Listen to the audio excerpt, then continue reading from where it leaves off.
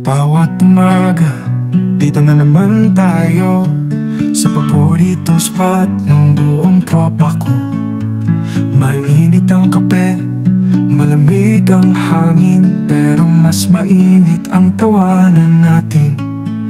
May latte, may mocha, o kahit brewed lang, habang kwento ng buhay walang katapusan.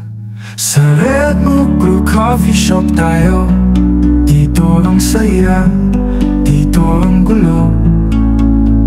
Mag-best friend, mag-tropa, magkakaibigan, hanggang sa gabi walang iwanan.